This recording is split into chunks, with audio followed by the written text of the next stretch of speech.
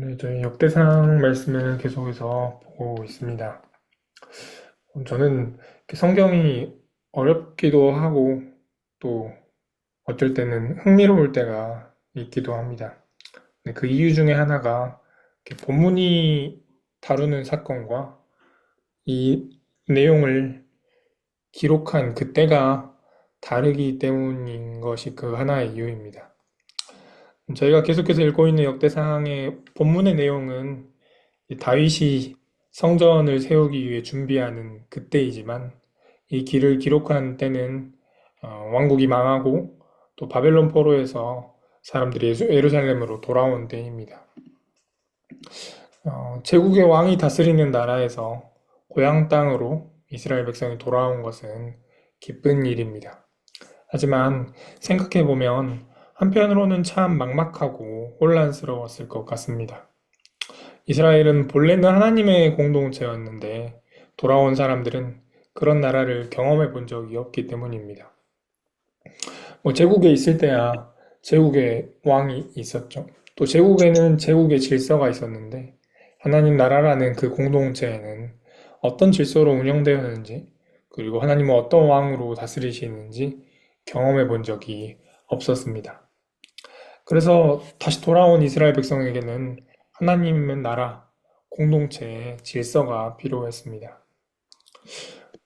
그런데 또 한편으로 생각해 보면 돌아온 이스라엘 백성들이 무슨 일을 했었을지를 생각해 볼 수 있습니다.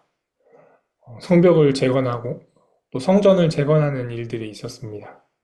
그런데 모두가 항상 그러한 일들만 하는 것은 아니었습니다.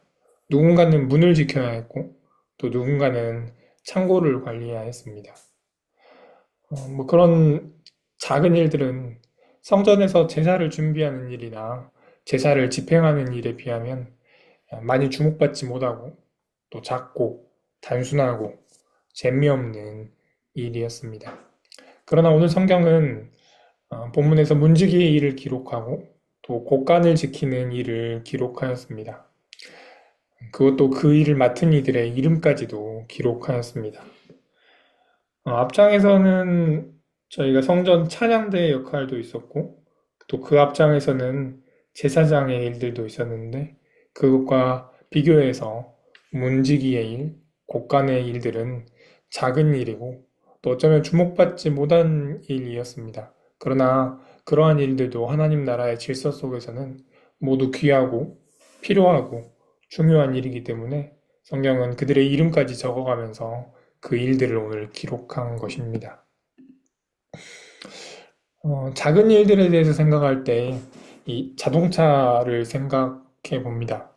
자동차에는 한 자동차의 부품이 2만 개에서 3만 개 정도 들어간다고 합니다. 근데 그 중에서 우리가 중요하게 생각하는 것은 엔진이나 변속기나 브레이크 정도입니다.